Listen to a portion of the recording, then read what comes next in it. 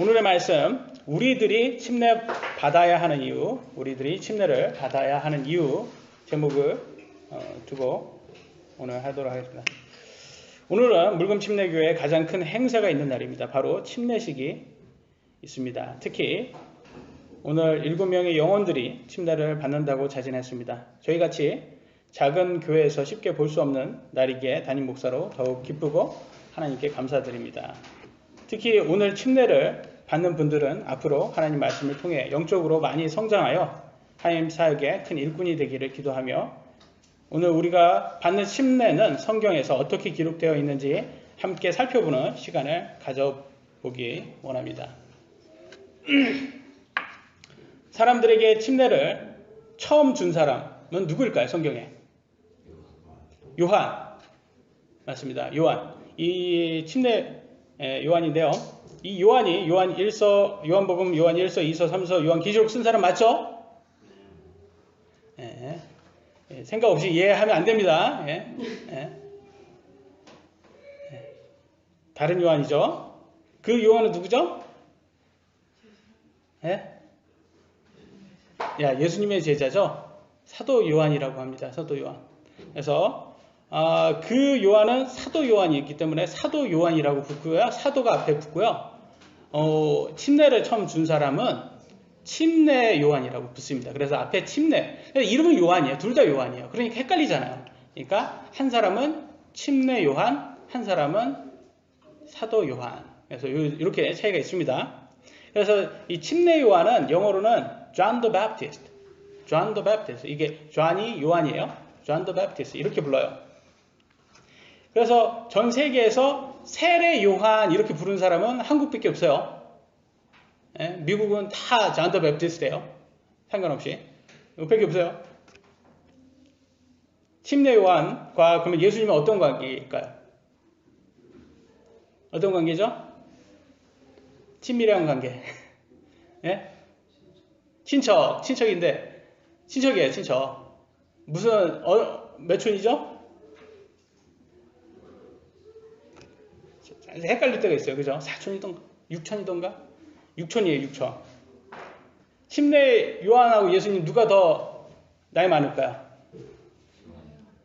침례 요한이 많습니다. 얼만큼 많죠? 1년 6개월 많아요. 6개월. 그러니까 이게 한 살 많은 건지 동갑일 수도 있는지 몰라요. 그리고 외국은 크게 안 따져요. 이렇게 나이가 많다. 우리처럼 뭐 형, 동생 이런 게 안 따져요. 다 반말 쓰고 그러니까 뭐 그런 게 크게 의미가 없어요. 형인지 동갑인지 그런 거는 의미가 없어요. 그런데 6개월 빨은 6촌이다. 이 정도까지만 알면 되겠죠. 왜 그런 친척이냐면 어떻게 친척이 됐냐면 침례 요한의 어머니 엘리사벳과 예수님의 어머니 마리아가 사촌지간이에요. 그러니까 사촌이니까 자녀니까 6촌이 되겠죠. 그래서 영어로는 6촌을 어떻게 말하는지 아세요? 사촌은 어떻게 말해요? 사촌은 영어로 어떻게 해요? cousin이라고 하잖아요. cousin. 그러면 6촌은 어떻게 말해요? second cousin 이렇게 표현합니다. second cousin. 8촌은 몰라요. 분위기가 한번 띄워보려고 하는데 재미가 없어요. 별로. 제가 하는 거는 다른 목사님 하면 이렇게 웃기는데 제가 하면 재미가 없네요. 침례 요한은 일반 사람들과 다릅니다. 왜 다르냐? 하나님께서 뱃속에 있을 때부터 이 사람을 선택을 했어요. 그러니까 굉장히 특별한 사람이에요. 일반 사람과 다르다. 이렇게 보시면 돼요. 한번 오늘 보도록 하겠습니다. 누가복음 1장 15절 저게 읽겠습니다. 이는 그가 주의 눈앞에서 크게 되고 포도즙이나 독주를 마시지 아니하며, 여기에서 보시면 알겠지만 포도즙이나 독주를 마시지 않는다고 했어요. 그러니까 술을 먹지 않는 것에 대해서 크게 의미를 둔다는 것을 볼 수가 있고요. 심지어 자기 어머니 태에서부터 성령님으로 충만하여. 여러분, 어머니 뱃속에서부터 성령님으로 충만한다는 것은 이거는 하나님께서 선택하신 거지 인간의 힘으로는 어쩔 수 없는 거죠. 이거는 아주 특별한 사람이라는 걸 알 수가 있습니다. 그래서 이 사람이 얼마나 대단한 사람인지 성경에 또 이렇게 나왔어요. 마태복음 11장 11절에는 진실로 내가 너희에게 이르노니 여자에게서 태어난 자들 가운데 침례 요한보다 큰 자가 일어나지 아니하였도다. 그러면 여자에서, 여러분, 나는 여자에서 태어나지 않았다 하시는 분, 저는 여자에서 태어나지 않았어요 하시는 분 있어요? 여자든 남자든 인간은 다 여자에서부터 태어났어요. 그죠? 그러니까 인간보다 최고 높은, 인간 중에서 최고 높은 사람이 누구다? 침례 요한이다. 알 수 있죠? 이거 얼마나 대단합니까? 침례 요한이. 근데 여기에서 그렇게 나왔어요. 그럼에도 불구하고 하늘의 왕국에서 가장 작은 자가 그보다 더 크니라. 이건 무슨 말일까요? 여러분, 하늘의 왕국에 있는 존재는 누구예요? 예? 누구예요? 여러분이 죽으면 어떻게 돼요? 예? 천사처럼 된다고 했잖아요. 성경에. 천사와 같이. 우리가 죽으면 천사와 같이 돼서 우리가 결혼하지 않는다고 했잖아요. 성경에는. 그래서 우리는 천사처럼 된다. 그러면 하나님 왕국에 있는 존재는 다 천사들이라는 걸 알 수 있어요. 그죠? 그러니까 인간 중에서 제일 높지만 천사보다는 미치다. 그러니까 인간은 천사보다 미치다 라는 걸 알 수 있는 거예요. 여기를 통해서. 그러니까 하나님이 제일 높으신 분이고, 그 다음에는 천사예요. 그 다음에는 인간이에요. 여러분 아시겠죠? 근데 우리가 예수님을 이 땅에 믿고 우리가 천국에 가잖아요. 그러면 그 천사보다 더 높은 위치에 쓴답니다. 굉장히 이게 특혜예요. 엄청난 특혜예요. 우리가 태어날 때는 인간으로 태어났지만 우리가 천사 중에서 높은 자리에 올라갈 수 있는 그런 위치를 가진 사람이에요. 하나님 말씀에서 그렇게 했어요. 그러니까 우리가 이 땅에 욕심을 내지 말고 애착을 두지 말래잖아요. 하늘에 애착을 둬라. 왜? 그만큼 우리가 믿음의 입증받고 가면, 하늘의 왕국에 가면 높은 자리에 차지하게 된다고 했어요. 그래서 예수님과 함께 그걸 다스린다고도 나오고 막 그러지 않습니까? 그러니까 대단한 위치에 쓰는 거예요. 그렇지만 침례 요한은 인간 중에서는 제일 크다. 여기까지는 우리가 확인할 수가 있는 거예요. 맞죠? 아멘 좀 해주시기 바랍니다. 맞습니까? 예. 근데 침례 요한은 왜 이렇게 특별할까요? 왜 이렇게 특별해야 됐을까요? 사람 중에서 가장 높은 위치에 왜 서야 될까요? 여러분이 얘기해 주세요. 침례 요한이 뭘 했습니까? 누구의? 예수님을 침례한 사람이에요. 침례 요한이 사람들만 침례한 게 아니라 예수님을 침례했어요. 한번 생각을 한번 해보세요. 예수님을 침례를 했다는 것은 이건 대단한 일이에요. 한번 같이 보겠습니다. 마태복음 3장 13절로 15절에 그때 예수님께서 갈릴리로부터 요르단으로 요한에게 오사 그에게 침례를 받으려 하시거늘 요한이 그분을 말리며 이르되 뭐랍니까? 말리는 내가 주께 침례를 받아야 할 터인데 주께서 내게로 오시나이까 하매. 그죠? 지금 누가 누구한테 받는 거예요? 예수님이 침례 요한을 해줘야 될 판에 지금 거꾸로 받으러 오신 거예요. 그러니까 지금 말도 안 된다고 했어요. 그러니까 15절에 예수님께서 대답하여 그에게 이르시되 지금은 이렇게 되도록 허락하라. 예수님의 허락 없이는 아무것도 이루어지지 않습니다.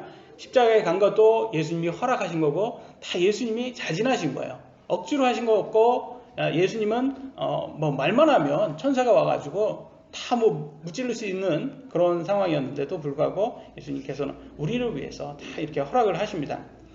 이렇게 하여 모든 의를 성취하는 것이 우리에게 합당하니라. 그래서 이유를 댔어요.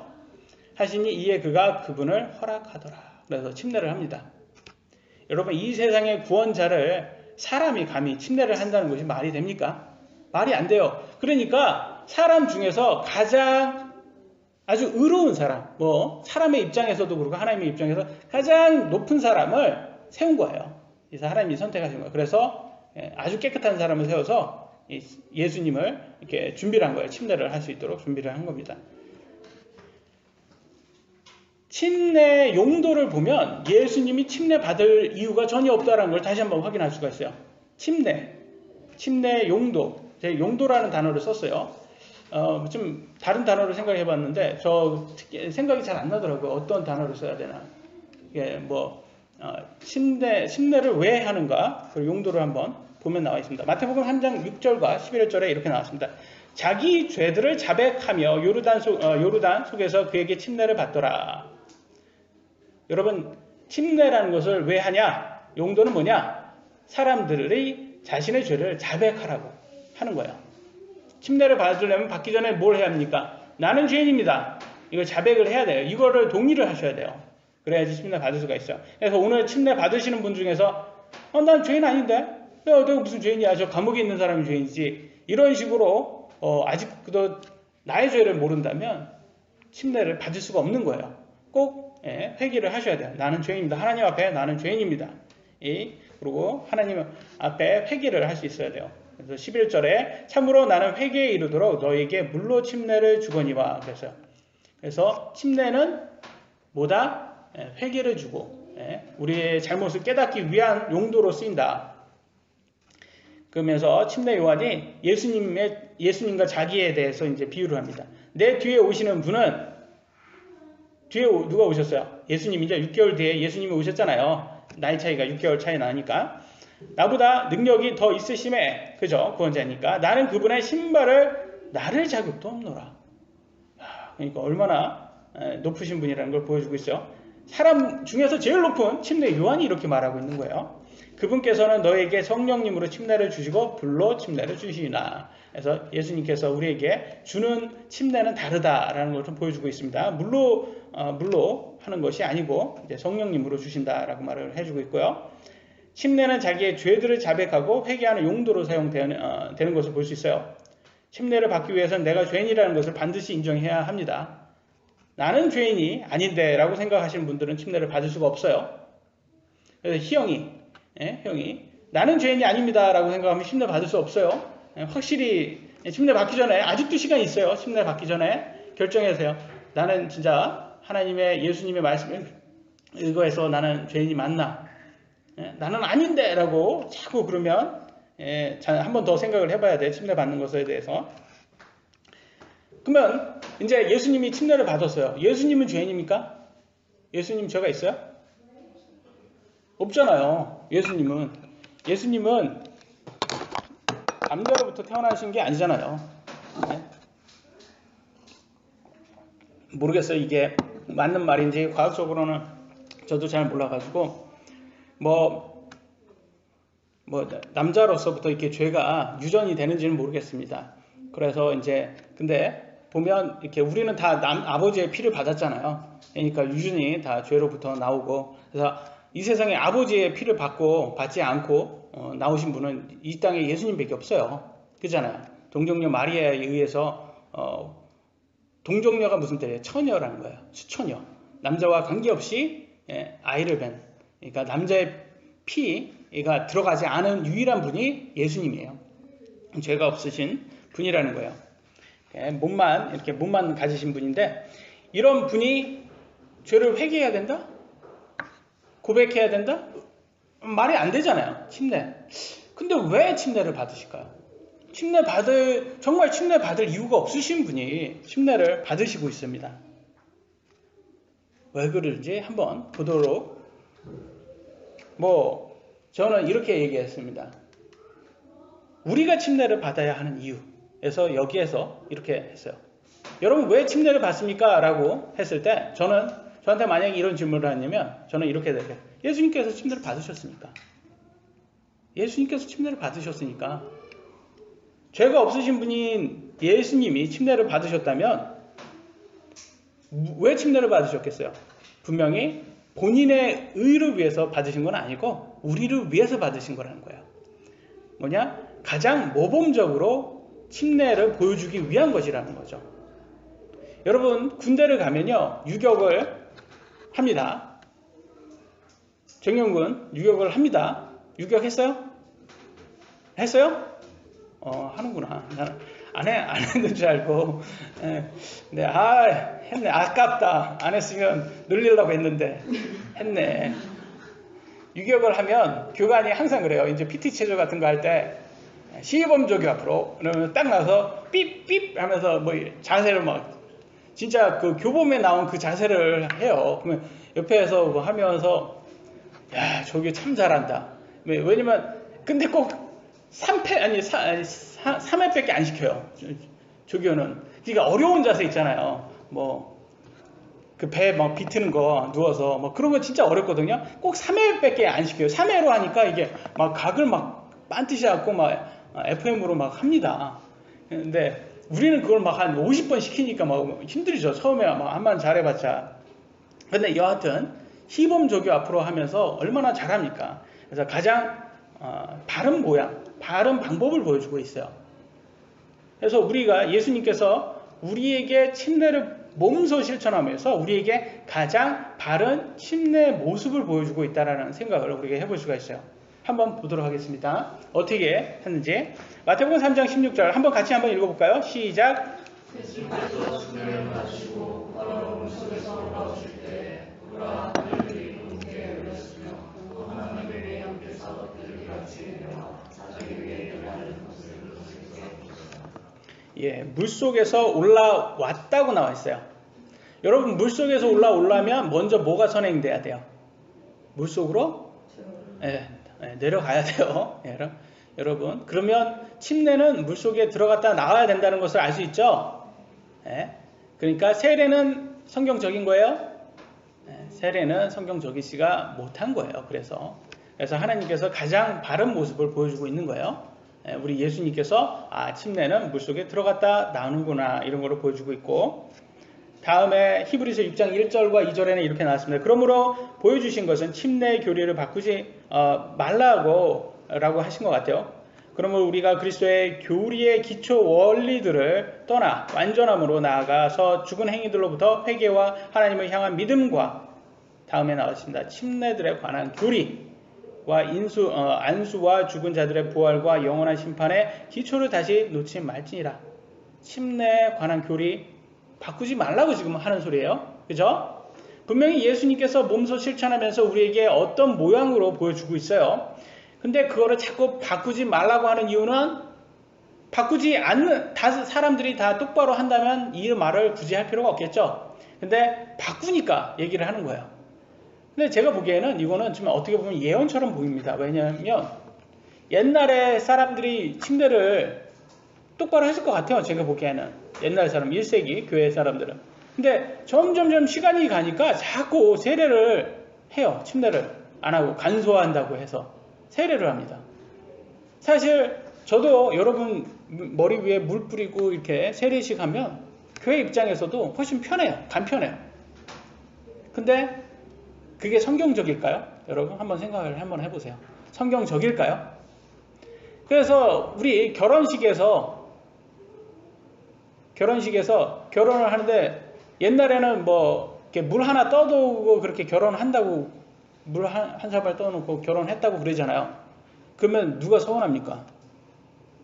남자는 그렇게 서운할 거 없어요. 남자는 서운해하지 않아요. 누가 서운해요? 신부가 서운해요. 그리고 아니 내 신랑이 나하고 결혼한 게 탐탁지 않나 보다. 돈 쓰려고 안 하네 이 인간이, 막 이렇게.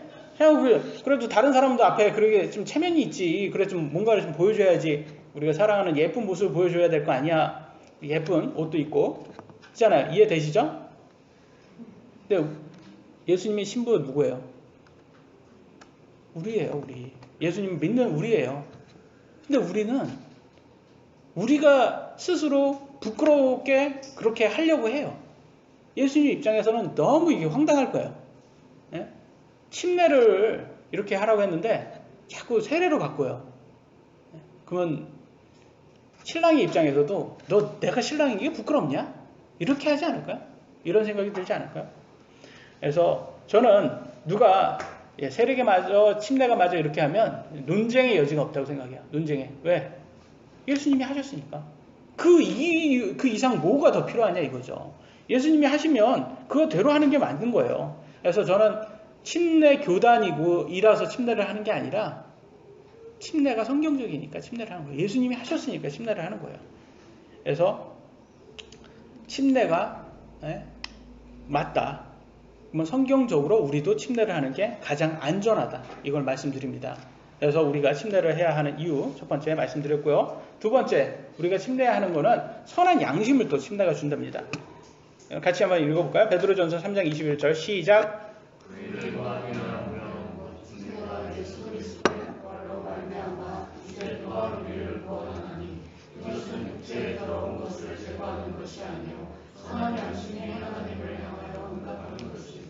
육체의 더러운 것을 제거하는 것이 아니요 선한 양심이 하나님을 향하여 응답하는 것이라고 말했어요. 침례는요 우리의 육신의 죄를 씻을 수 있어요, 없어요? 없어요. 근데 특히 우리 아이들이 헷갈릴 수 있어요.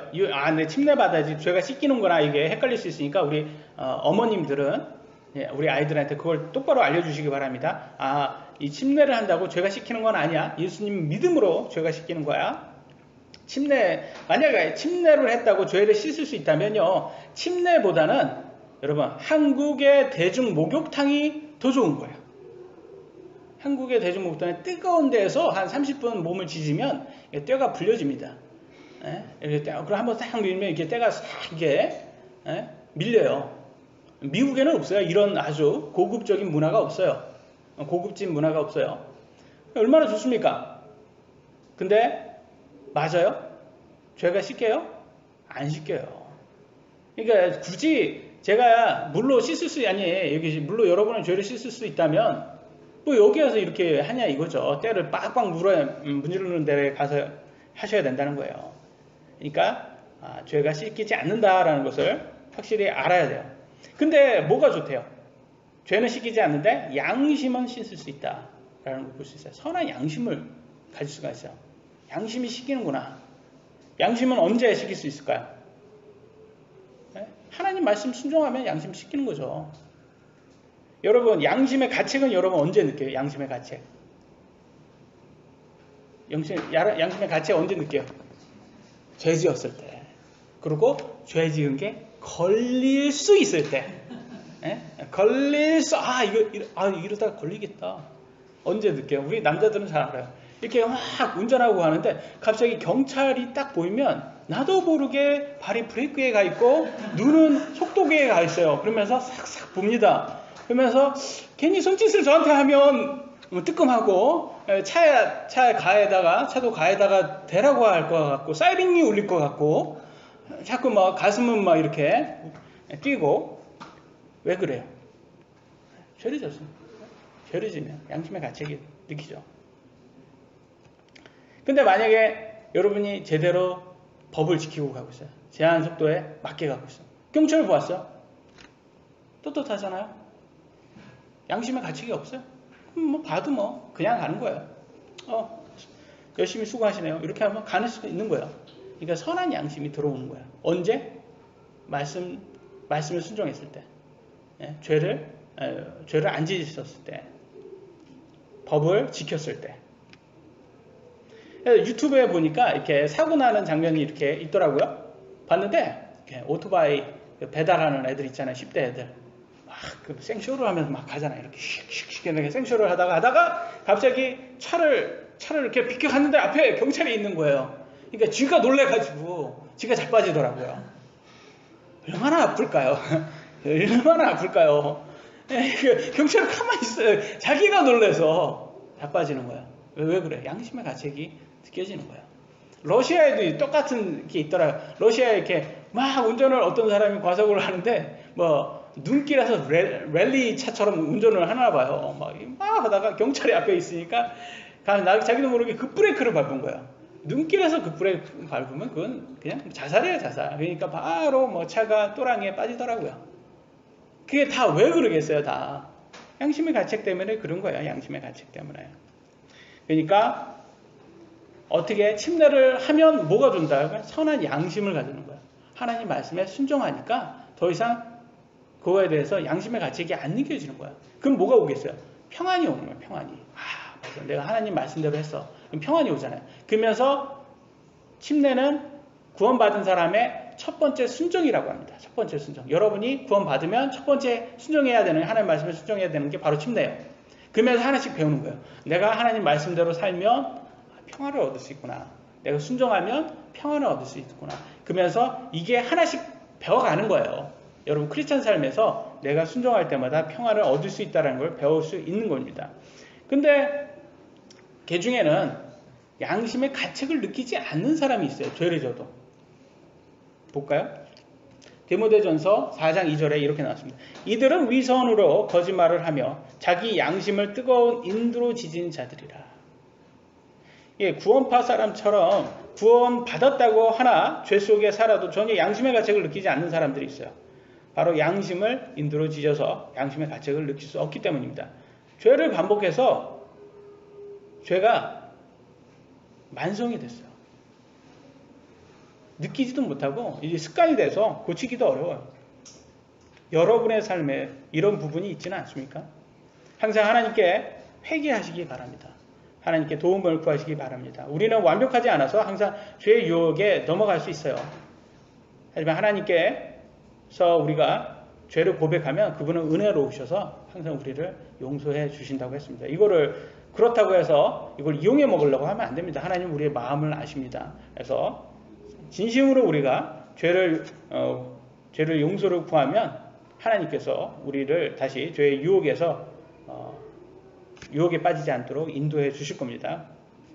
마지막입니다. 우리가 침례를 받아야 하는 마지막, 예수님의 목숨으로 침례를 사셨어요. 예수님이 침례를 목숨으로 받으셨어요.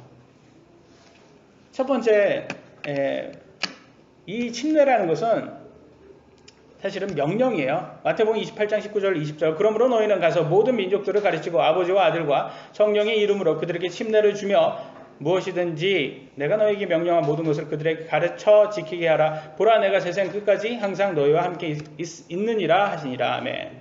모든 민족들 여러분 포함됩니까? 포함되죠?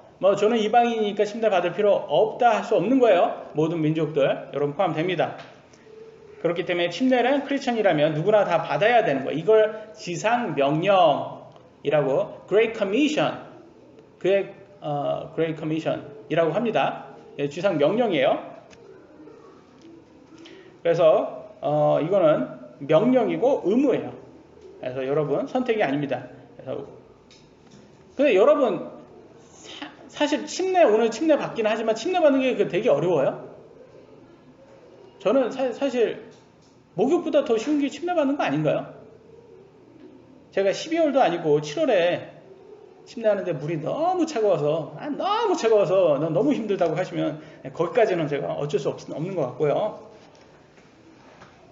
근데 너무 많은 사람들이요, 예수님 믿는다고 하고 침례 받고 내 할 일 다 했다고 하는 사람이 있어요. 내 할 일 다 했다. 그래서 죄 속에 막 사는 사람들이 있어요. 근데 여기에서 한번 이 침례 한번 볼까요? 다른 침례가 있어요. 다른 침례 어떤 침례 한번 있는지 보겠습니다. 마태복음 20장 22절에서 23절에 이렇게 나왔습니다. 예수님께서 응답하여 이르시되 너희가 구하는 것을 너희가 알지 못하는도다. 내가 마실 잔을 너희가 마실 수 있으며 나를 잠기게 한 그 침례를 받을 수 있느냐? 무슨 침례예요? 여기 침례는 계속 읽어볼까요? 하시니 그들이 그분께 이르되 우리가 할 수 있나이다 하매 그분께서 그들에게 이르시되 너희가 참으로 내 잔을 마시고 나를 잠기게 한 그 침례를 받으려니와 내 오른편과 내 왼편에 앉은 것은 내가 줄 것이 아니니라. 다만 내 아버지께서 누구를 위해 그것을 예비하셨든지 그들이 그것을 받을 것이니라 하시니라. 지금 상황이 어떤 상황인지 아세요? 제자들이 서로 하나님의 왕국에 가면 제가 하나님 다음으로 높은 자리에 차지하겠습니다. 이렇게 지금 서로 싸우고 있는 거예요. 지금 제자들이 오른편 왼편, 예수님의 오른편 왼편에 앉겠습니다. 이 말이 뭐냐면 하나님에 가면 하나님의 왕이시니까 제 왕 다음이요. 나 1등, 나 2등, 뭐 이렇게 3등, 뭐 이렇게 해서 지네들이 서로 싸운 거예요. 지금 저 높은 자리 차지하겠다고, 왕 다음 자리 차지하겠다고. 그러니까 예수님이 뭐래요? 넌 내가 받는 침례, 네 침례 받을 수 있어? 지금 이거 물어보는 거예요. 어떤 침례예요? 예수님이 받은 침례. 어떤 침례인 것 같아요? 여러분 보시기에. 십자가의 죽음 아니겠어요, 이게? 십자가의 죽음. 십자가의 죽음이에요, 이게. 너 십자가에 죽을 수 있어? 이 말이에요, 이게. 너 십자가에 죽을 수 있어? 그러니까 그럴 수 있다고 그러잖아요. 모르는 거야, 얘네들은 아직. 모르는 거야. 그러니까 그래, 그럼 너 그렇게 해, 너도. 네 십자가 들고 니도 십자가에 죽을 거야. 그렇지만 하늘에 가면 하나님께서 그건 정해줄 거야. 누가 예수님 다음으로 쓸 건지는 누가 하나님이 적어줄 거야. 그러니까 이 침례는 예수님이 뭘로 사신 거예요? 자신의 생명으로 사신 거예요, 여러분. 자신의 생명으로 사신 침례예요, 여러분. 그런 침례인데 과연 우리들은 우리의 십자가를 지고 내 십자가를 지고 예수님을 따를 수 있을까? 나는 예수님처럼 생명으로 나는 예수님을 따를 수 있을까? 여러분 한번 생각해 보셔야 돼요. 그래서 침례는 뭐가 있어요? 침례는 예수님의 죽음과 무침과 부활이 있는 거예요. 그래서 죽었을 때 우리가 물속에 들어가잖아요. 죽은 걸 모형이고, 그 다음에 잠겼잖아요. 그것은 우리 무침이고, 그 다음에 일어나잖아요. 물에서. 그것은 예수님의 부활의 모양을 하고 있는 거예요. 그러나 침례는 예수님의 십자가의 죽음을 갖고 있는 복음입니다, 여러분. 근데 우리가 아무나 할 수 있는 그런 물속에 한번 들어갔다 나온 거 가지고 예수님을 다 했으니까 나 할 일 다 했으니까 나 천국 갑니다. 이렇게 해서 막 살아도 되는 건지, 아니면 내 십자가를 이제 들고 이제는 시작인지, 이제부터는 내가 예수님을 위해서 제 생명을 예수님을 위해서 쓰겠습니다 라는 다짐인지 한번 생각을 한번 해보시라는 거예요. 침례라는 의미가, 갖는 의미가 우리가 지금 여기 물로 한번 이렇게 잠깐 들어갔다 나오는 게 그게 침례인지, 우리 인생이 앞으로 인생을 어떻게 사는지, 예수님을 위해서 사는 건지, 그게 침례인지 여러분 한번 생각을 한번 해보세요. 근데 예수님 지난주에 우리가 봤죠? 예수님께서 너희 십자가를, 자기 십자가를 들고 예수님 따르지 않으면 제자가 아니라고 했어요. 우리도 우리의 십자가를 들고 우리가 침례를 받아야 됩니다. 그래서 여러분 생명의 길은 좁은 길이라고 나왔어요. 그리고 넓은 길은, 지금 세상 사람들은 다 넓은 길로 가고 있습니다. 뭐 크리스찬이다, 뭐 교회를 다닌다, 그래도 실제 삶을 우리가 보면 정말 예수님을 위해서 우리 생명을 드릴 수 있는지 우리가 한번 생각을 한번 해봐야 돼요.